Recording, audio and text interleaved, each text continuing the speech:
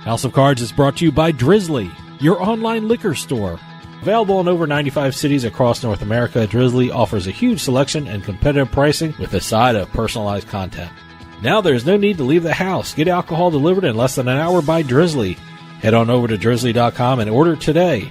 And now get $5 off your first order of $20 or more when using promo code DRINK19 at checkout. Shop beer, wine, and liquor with drizzly.com.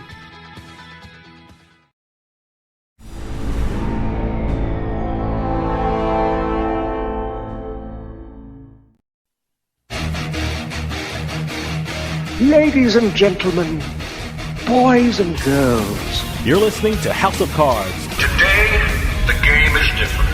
I want to gamble. Gambling is a very serious business. Is that clear?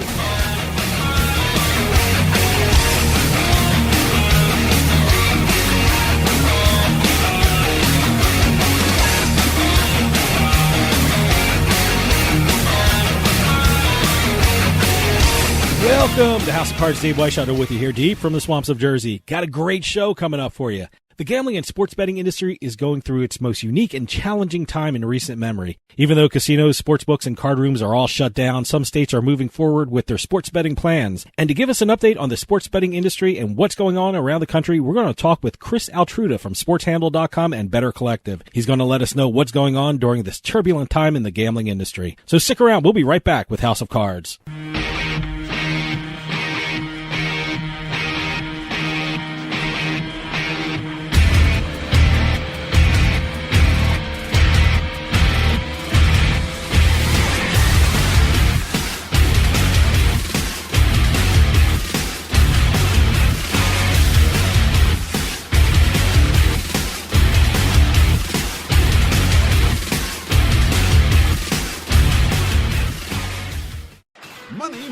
Money always matters. If you owe thousands in back taxes to the IRS, how much can Tax Solutions Now save you? I paid less than I owe. That's right, money matters. So call Tax Solutions Now and get the IRS off your back. Since 2014, Tax Solutions Now has been a leader in the tax resolution industry. That's why we say money matters. Remove wage garnishments, property liens, fines, and penalties. Qualify for the Fresh Start program or even uncollectible status. Money matters. How much can Tax Solutions Now save you? I owed the IRS over $10,000.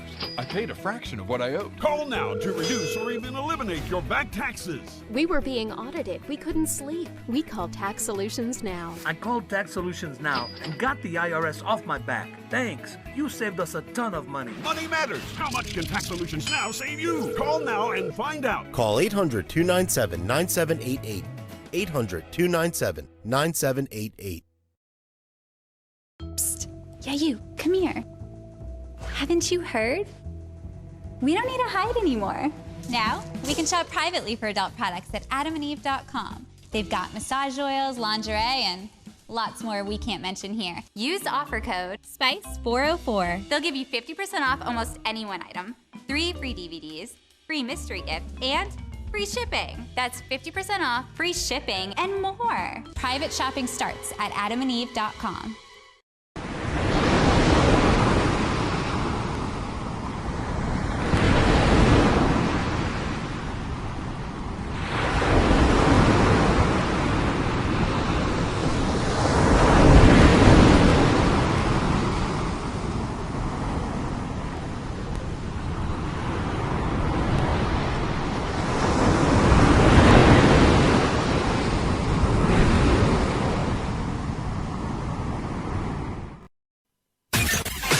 You're listening to House of Cards. I'll bet you $20 I can get you gambling before the end of the day. No way. I'll give you 3-to-1 odds. No. 5-to-1. No. 10-to-1. You're on.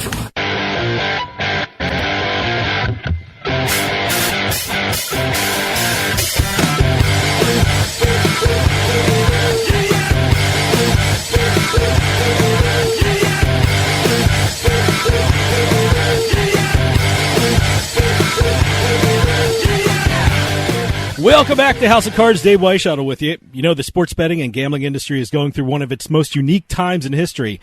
There are new states jumping into the sports betting market just in time when there aren't a lot of things to bet on. The entire sports betting landscape has changed, and to keep us up to date about what's going on, we're going to talk with Chris Atlruda from SportsHandle.com and Better Collective. Chris, thanks for coming on.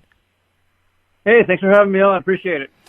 I got to tell you, speaking of states that jumped into the sports betting marketplace, and for weeks I was looking forward to see what was happening in Illinois, and I thought they were going to make a big splash in the industry, and I still think they're going to make a big splash in the industry. But tell me a little bit the sports betting market in Illinois. What can we expect, and what's it going to look like in that state?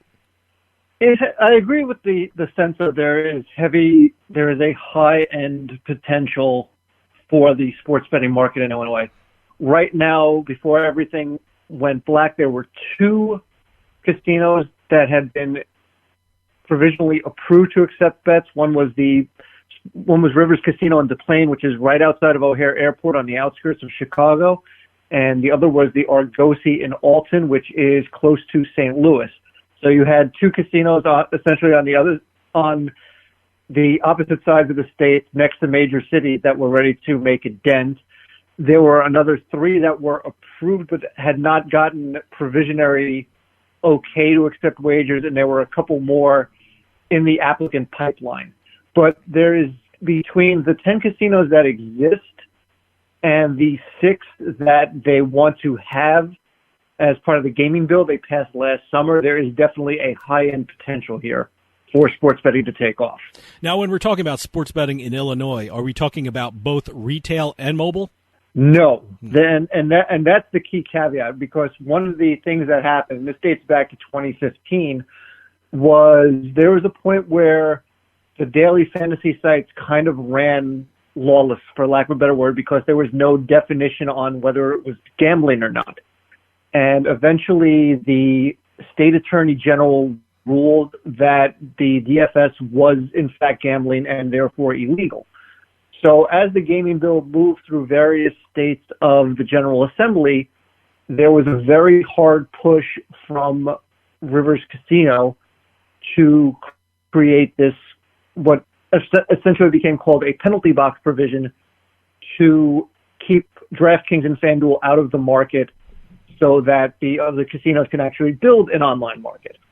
Originally, that ban was going to be 3 years, and DraftKings and FanDuel completely rebelled against it, and it got to the point where they were actually taking out commercial airtime in the Chicago market to campaign against this. And eventually Governor Pritzker had to come in, step in between the sides, and they reached a compromise of sorts where it is where an online-only license could not be applied for until 18 months after the first bet was accepted. And technically the clock is going now, because that first bet was accepted March 9th. So we're like 3 weeks into this 18-month penalty box, and it essentially becomes a 21-month penalty box when you look at the application process and the average turnaround time from the Illinois Gaming Board. You know, I find that fascinating about the 18-month waiting period. Again, go over the rationale for that, and also, was there ever a threat from any sportsbook operator that they could potentially take this to court? I'm not sure if there was a potential to take it to court per se. The ban itself, I mean, the major push came from Rivers Casino, which is associated with Bet Rivers and is now also owned by a majority stake is owned by Churchill Downs, which is another part of the Palace intrigue here that makes it so interesting.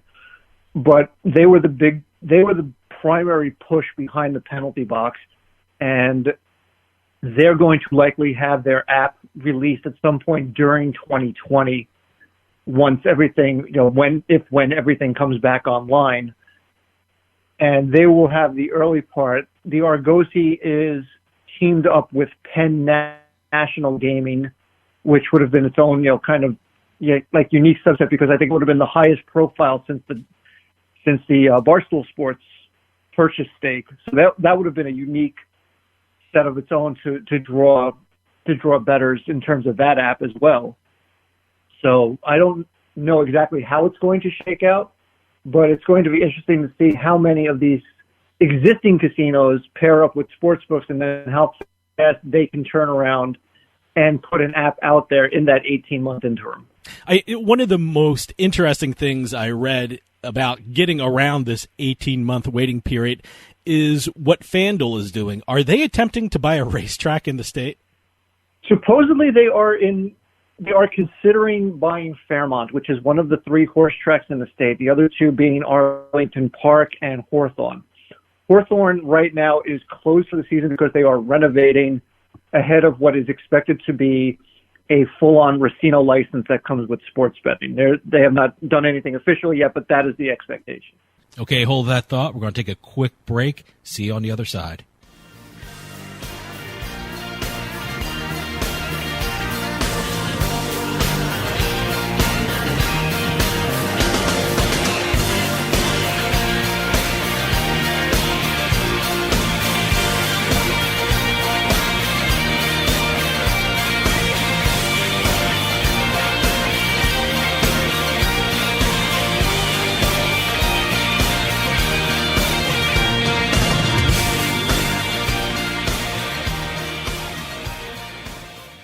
Credit card debt can ruin your life.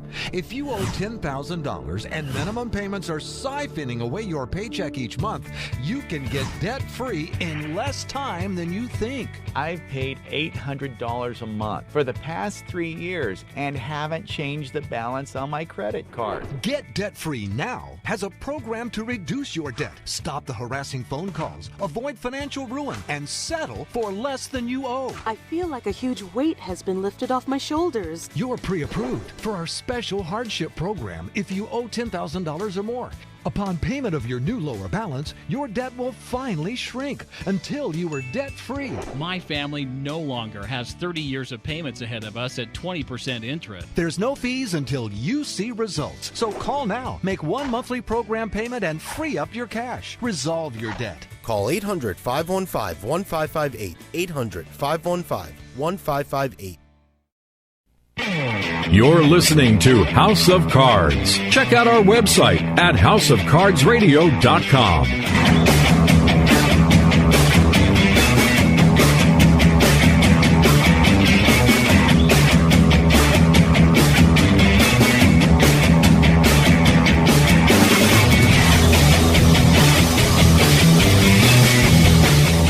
Welcome back to House of Cards. Dave Weishuttle with you. For those of you just joining us, I am talking with Chris Atlruda from SportsHandle.com and Better Collective. Sorry about that. Radio has to do its business, you know. Why don't you continue what you were saying before the break? Arlington Park, which is also owned by Churchill Downs, is a unique set in the fact that they were originally expected to go on for a full Racino license when the gaming bill was passed, and then backtracked about 2 months later, citing the high tax rate, and are expected to only pursue a sports betting license, which would make it look almost like the Monmouth Park model. Mm-hmm. That caused a great deal of agita, for lack of a better term, because right now Arlington Park and the jockeys who race there do not have an agreement for the racing season, as they battle over overnight purse size. And the expectation was Arlington was going to file for the Racino, which would have made the purse whole. There's a process here called recapture, in which if the amount of betting does not hit X amount of dollars, and there's a formula involved, it's somewhat arcane and tough to describe, but the bottom line is the track is able to recoup funds that come out of the purse. So there's been a very intense back and forth about this for now almost 3.5 months, because the deal was supposed to be signed on the new year, and they're technically in violation of the law. There was a law change that said they all had to be signed by January 1st of this year, and right now that's the one that's not. So there's a very tense situation here, because it's almost as if Churchill Downs is kind of squeezing Arlington to make sure that Rivers Casino continues to operate hand over fist. To go back to Fairmont, with FanDuel, it's an interesting play if it winds up being true, because the straight sports betting license here is $10 million. And I forget the exact amount of numbers available, but they're $10 million. An online-only license here is $20 million. and there's only 3 of those available. So the fact that FanDuel considers buying a racetrack and paying $10 million to be a better sunk cost, if that's the best way to describe it, as opposed to sitting out this 18-month ban and paying the $20 million, it's an interesting play if it does work. I don't know whether or not they can recoup that $10 million in whatever time period it comes back, should it come to fruition, because they are an applicant, but it did not say whether or not they were, Fairmont was applying on behalf of Fairmont at this point. So it's an interesting play all the same. Do you think if this does work with regard to FanDuel, is this going to be the model for other sportsbook operators for entering Illinois? I don't think so, only because there's a finite amount of online licenses available. There's only 3. So, or non-tethered online licenses. I think a lot of it has to come with the 6 casinos they want to build in the state, in addition to the 10 that exist. Like Hollywood casinos in Aurora and Joliet already are approved. There's one in Elgin, Grand Victoria Casino, also approved. Those 3 are waiting for provisionary okays. And what's surprising to a degree is that there have only been 7, there was almost an expectation that everyone was going to do this right away. And the fact that there's only 7 total applicants, even the ones that have been okayed, is somewhat surprising, considering how, the aggressive timeline, and even, the way Pritzker earmarked the bill in terms of estimates. We're going to get, between $58 and $82 million, in the budget, and so on and so forth. So you would have thought there'd be a little more aggressiveness. Now, one of the other problems was that one of the 6 sites that they planned for is a casino in downtown, which in theory should make money hand over fist. Sure. However, they came back with the first economic study, and they determined that it was pretty much non-feasible because the effective tax rate, not the actual, but the effective tax rate on that casino was 72%. Wow. Which is just a mind-blowing number. Unbelievable. Even by Chicago standards, when you factor shenanigans in here. Yeah. Another interesting state that just got started in sports betting is Michigan. I know Michigan had a sweeping gambling expansion law enacted. What does sports betting in Michigan look like? Is it retail and mobile, or what can we expect from Michigan? Michigan's mobile timeline looks to be a little better than Illinois'. It's not likely going to be available until 2021, but at the same time, it looks like there are machinations to put at least the process in motion so that when 2021 rolls around, these casinos will be able to offer it. In some ways, it's similar to Illinois. That there were the 3 Detroit casinos, I believe, that were ready to go before everything got shut down. It's a little similar, a little different, but I think in terms of mobile, they might be a little further along based on the legislation, because they didn't have to hold anyone back like Illinois felt they needed to do. So I think they're a little ahead of the game. The other problem is both of these states really have to deal with Indiana, which is kind of surprising. Indiana, to its credit, has been one of the most nimble states when it comes to not only regulation and bringing in all the online services, because 80% of that market is 80% of that handle is online, and they did about $180 million in overall handle last month. But the gaming commission there, to its credit, is very nimble. It's very flexible. They listen to the books based on the fact they seem to be adding an offering almost every day, without fail, at least twice a week. My email, my automated update, invariably shows up in my inbox, and just go in there and see what they've done now. So, and one of the things about Chicago with Illinois is that you do have rivers, which is fine. And what I was curious about is whether or not people on the south side of the suburbs are going to make that trip across town, or whether or not they're just going to cross into the border in Indiana, maybe pull over on the side of the road, make their bet online, and then just drive home. Let me ask you something about Illinois and Michigan.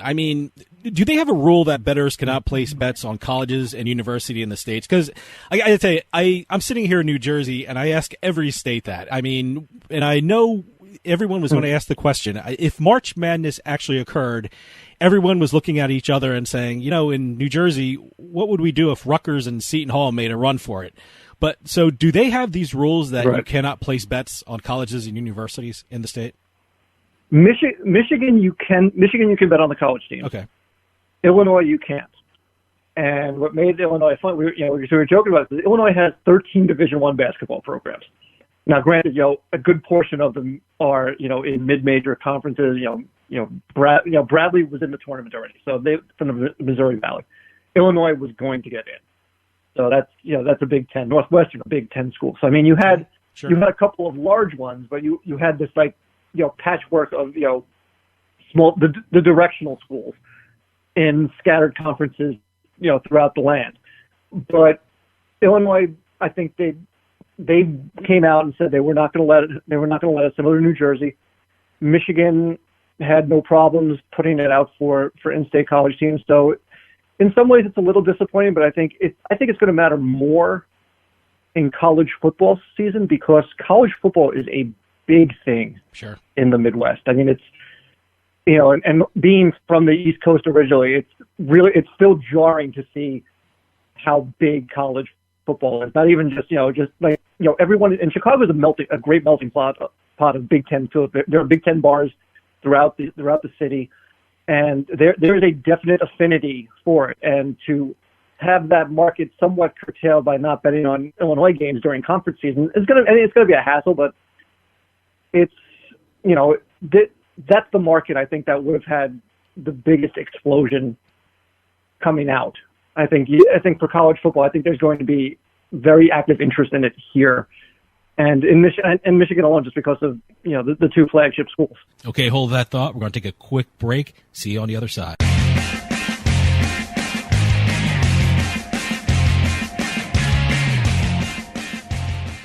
I love getting my kids ready and driving them to school. But a careless driver can change your life in an instant, and insurance companies want to settle on the cheap.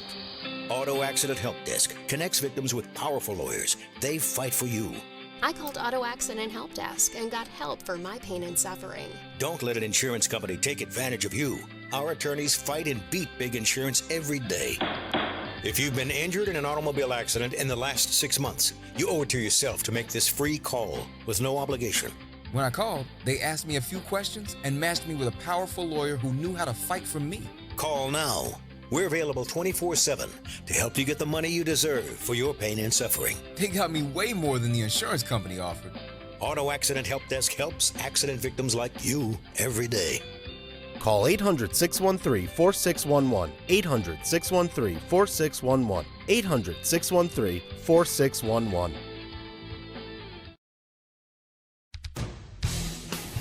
Hey, this is Dave Weishuttle from House of Cards with your House of Cards gaming report for the week of March 30th, 2020. With the closure of the Atlantic City casinos, the resorts had to figure out what to do with all the food on their properties. All 9 casinos have been delivering their food to local food banks and charities. Some of the recipients have been the Turning Point Day Center for the Homeless, the Salvation Army, the Boys and Girls Club, and the Community Food Bank of New Jersey. Even though the governor of Nevada closed all casinos in the state for 30 days, the mayor of Las Vegas wants the casinos to reopen. Mayor Caroline Goodman stated that the city's economy depends on the casinos and tourism. The last time the Las Vegas casinos closed was for President John Kennedy's funeral in 1963. And finally, a Pennsylvania man who was self-quarantining during the coronavirus pandemic won a huge online jackpot. The man, who wants to remain anonymous, was playing on PlaySugarHouse.com when he hit the Divine Fortune jackpot for over $270,000 on a $1 bet. So when everyone was out hoarding toilet paper, he stayed home and got rich. Good for him. Have any news or tips regarding casinos, gaming, or legislation? Send us an email at newsroom@houseofcardsradio.com and follow us on Twitter at HOC Radio.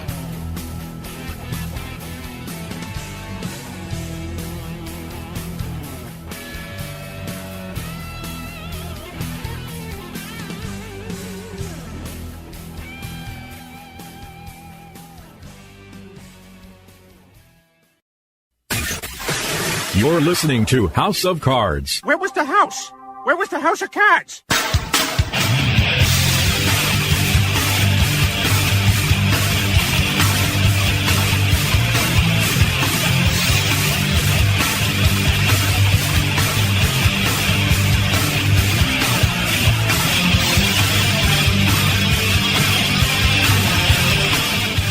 Welcome back to House of Cards. Dave Weishuttle with you here. For those of you just joining us, I am talking with Chris Atlruda from SportsHandle.com and Better Collective. Let me ask you about another weird rule that I always think it's an odd rule, but in some states, in order to register for the mobile and online sports betting apps, people would have to physically go to the retail sports books to sign up. In light of what's going on now, do you think that rule will change across the country? And does Michigan and Illinois have that rule in place that if you're doing online, you actually have to physically go to the retail sports books? Illinois does have the rule in place because one of the things when Rivers Casino opened, they made it a point during the grand opening to say you can apply, you can register today, and when it becomes available, we will notify you that it is available. I'm not 100% sure if Michigan has a similar rule in place. I know Illinois does, and I get it in the sense you want to maintain the foot traffic to the casino, and that's understandable. At the same time, it's a hindrance. I mean, Iowa has that rule in place for another 9 months. When they originally launched sports betting, they had the in-person provision. It sunsets at the end of the year, and over the months leading up to this, they had kind of flatlined around 60 million as an overall handle, and the online handle hadn't hit that like 70 and 75% marks that you see in states with pure remote registrations like New Jersey, like Indiana, like Pennsylvania, things along those lines. So it's going to be a market that has fits and starts. And as each casino comes online or each sportsbook launches, it will be interesting to see what kind of brand loyalty there is, because just because you sign up doesn't mean you sign up for all the sportsbook. You're just going to that one sportsbook, signing up to have that one app. It's not a universal registration sheet. So that's going to be an interesting issue to watch play out. Here in New Jersey, a lot of the sports books are really pushing their online casino section to try and make up some of the lost business. I know Sugar House promotes a new slot game every week. And I know many states don't have online casinos, but is that the model most sports books wish they had, given the current situation? Do you think legislators will now be open to online casinos to support the sports books? I don't know how open they would be to it, because it's almost like a different version of Pandora's box. I mean, I could obviously see why casinos want it, because you're maintaining a relationship with the customer. I don't know whether or not states how many states are going to have the stomach to craft online regulations for that, because it's going to be challenging if you do it. And I also don't know whether or not the casino industry, the actual casinos themselves will push back on that, because sports bet for as much as we love sports betting, it's still a new revenue stream, so there's no expectations into it. And because it's a new revenue stream, they're not going to sacrifice the other parts of the casino that generate income so readily, I think. And the online thing could conceivably do that, because they're not walking into the actual casino itself. There have been a bunch of postponements in the sports world. For the first time in 75 years, the Kentucky Derby will be run in September. The French Open is postponed. The NHL and NBA is suspended. What will sports betting look like in the fall? I mean, how challenging will it be for operators juggling this many potential sports at once? I think the people who have the most challenging jobs are going to be the odds makers. I mean, you're just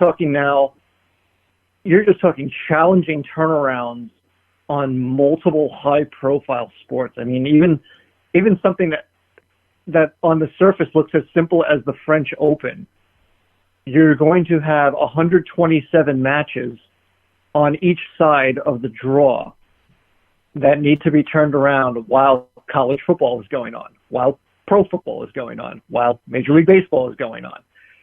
And, and as you mentioned, another high-profile event in the Kentucky Derby. It's going to be a very large challenge for the sports books. I mean, you won't lack for volume or things to bet on, but at the same time, staffing becomes an issue. And, as this economy bounces back from an unprecedented situation, how do you go about staffing, for such a contingency? And that, as each sport comes back in different forms. I mean, Major League Baseball is obviously going to be delayed into mid-May, perhaps even longer. Does Major League Baseball say, we're going to play X amount of games this year? The MLS, in some respects got off a little easier because they'd only played 2 games at this point. Do they also come back and say, we're going to play our 34-game schedule and just, double up every week, which is, another contingency. The NHL and the NBA at some point are going to have a cutoff point where they say, you know what, this is the regular season ended, the playoffs start now. And, in some respects, international soccer is doing the same, is going to have to consider the same thing. They did the right thing in pushing the Euros back a year. But again, it's also part of now this 21-month period where you're going to be absolutely nonstop busy should things get back to reasonably where they were before everything happened. We were talking here in the office about, will this fall be one of those rare times in sports history that will lead to a lot of groups that analyze sports betting to come out with a bunch of reports about how we bet as a society? I mean, with the potential NHL, NBA, horse racing, MLB, NFL. I mean, are we expected to see a lot of studies to show how we bet as a society? I would hope so. I mean, I think that's a case where, as much, if you can present that in some sort of form, I think there would be a healthy market for it.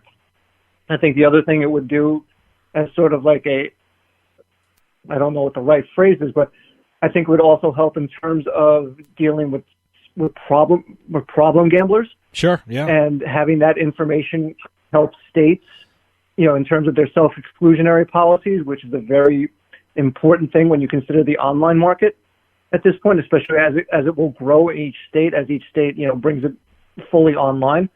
So I would absolutely be in favor of seeing more of those. And, the hope is actually, you would get it at that point to have some of those ancillary, kick-ons, for lack of a better term. It seems like the only thing that really sparks some interest in sports betting right now is the NFL free agency. And I'm not sure how interesting it would have been if Tom Brady didn't leave New England. How big of a market was the NFL free agency for sports betting at this time?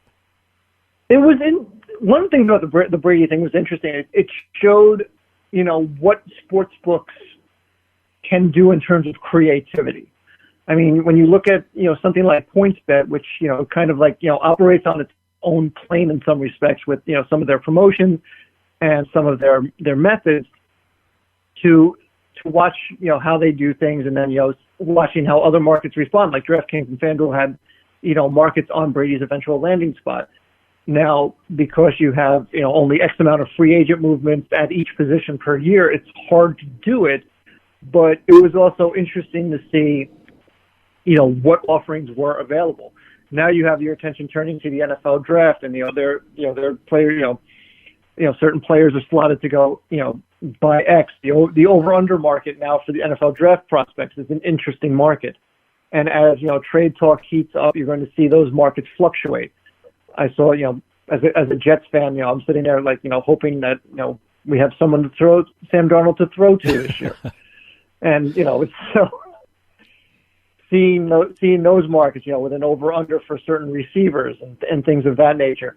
And how they offer these packages with nothing going on is going to help either A, create a relationship with a bettor, or B, sustain it in terms of customer loyalty. So that will be something to watch going forward in the next 6 weeks leading up to the draft, is how they make these offerings to the public in places where it is available, which is also now another key point, because you have, states with full mature mobile markets are definitely going to be at a competitive advantage as opposed to ones that have it either A, piecemeal, or B, not available.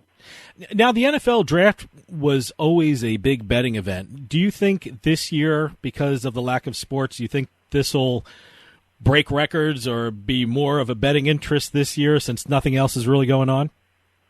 It will have more of a betting interest. I'm guessing as a category it will break records. The question is whether or not the volume of bettors available will help make it set that record. I don't think it's reasonable to expect that a per-person betting amount is going to be higher given the uncertainty of the overall economy. But I think in terms of interest, you will definitely see raised interest. I don't know if you can set a record in terms of handle, though, based on the uncertainty of the overall economy. Well, right now, do you think the NFL is the most popular thing people are betting on with regard to futures, free agency, and the draft? Or do you think people are turning to other sports like soccer, and I think I saw darts, and someone wanted to bet on sumo wrestling and things like that? Do you think people are turning their attention? I know. I think ping pong, too. Do you think people are turning their attention to maybe not as well-known sports, or do you think the NFL is really capturing the attention of the betting market? I think domestically it is, because it's the only one where you can make a futures bet that is not affected by the virus yet. I mean, the NFL is, planning to go with a 16-game schedule right now, so your win futures, your over/under win futures are, still whole. Your futures to win the Super Bowl still whole. So I think in that regard, the NFL has a pretty good lockdown on that's a horrible choice of words, by the way. I apologize for that one. No problem. But it's right now the NFL definitely has the market's primary attention. Some of the foreign sports were like there was that flash moment of excitement when Australian rules football began, and then unfortunately they all were forced to cancel after the first week of games while they were playing inside an indoor stadium. So the NFL definitely has it right now, and whether or not it stays that way will probably be determined in the next month as sports choose to come online or decisions are made regarding schedules. Stick around. We'll be right back with more House of Cards.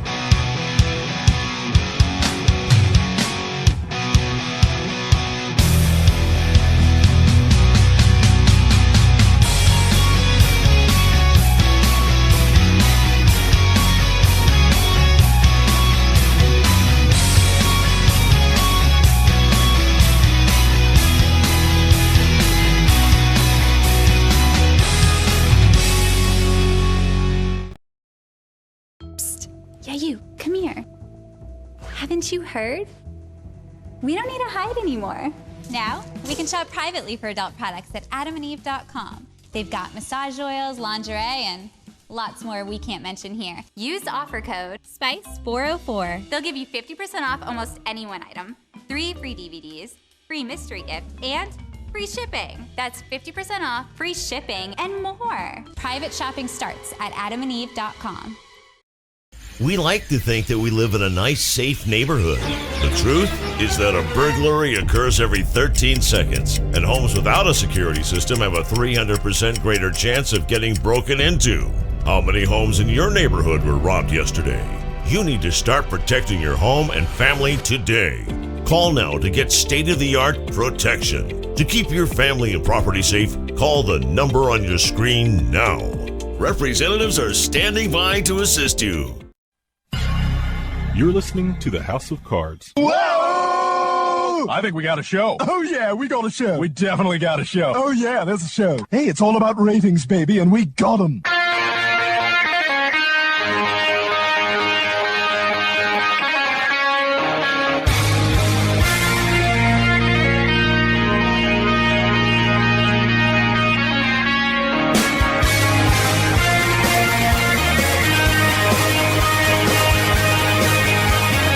Welcome back to House of Cards. Dave Weishaupt with you here. House of Cards is brought to you by Drizzly, your online liquor store. Available in over 95 cities across North America, Drizzly offers a huge selection and competitive pricing with a side of personalized content. Now there's no need to leave the house. Get alcohol delivered in less than an hour by Drizzly.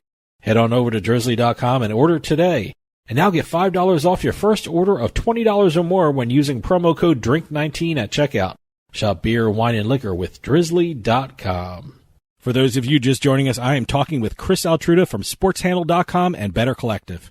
Well, let me ask you something. From your discussions with people in the industry, what are sportsbooks doing now to somehow minimize the present loss of business? I can tell you we got a message from a affiliate, and they said during this time we're not going to be giving out affiliate fees.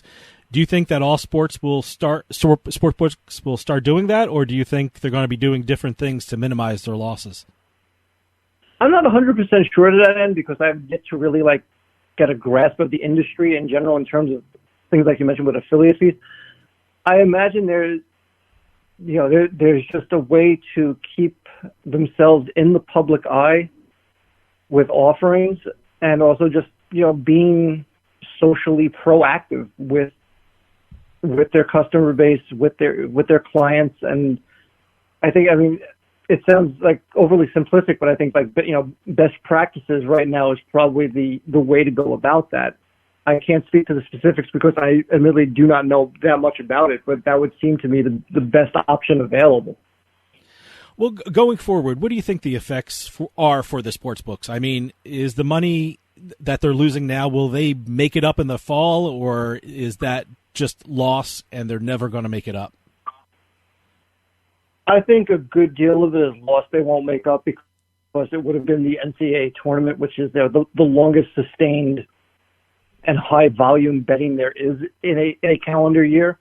I mean, you'll obviously make some of it back by the time you roll around to the Super Bowl, given that that's the other important event during the year. But I mean, you're looking at, even with that compressed market of the fall of all these offerings, it's going to be very hard to recreate the volume of the NCAA tournament, the excitement of the NCAA. You have all these events, yes, but each one in some ways is its own niche market as opposed to the NCAA tournament where it's accessible to everyone because everyone put $10 down in an office pool and can now say, oh yeah, I did that and I can go here and do this.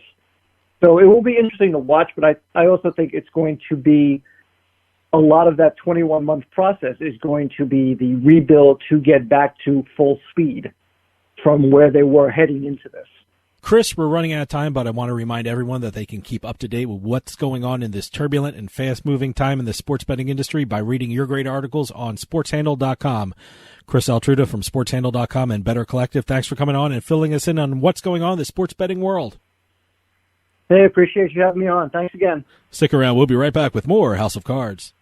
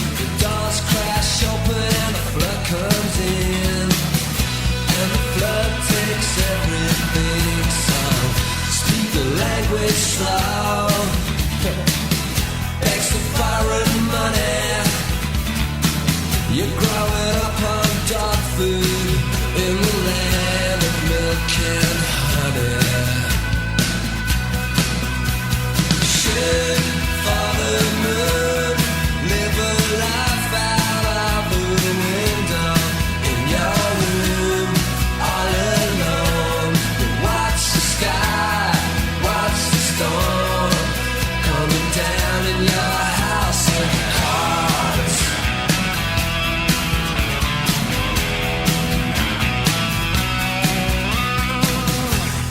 another drink, and I spill my stories. But when I wake up, I forget my stories. Magnificent in failure, resplendent in decay, tall tales of a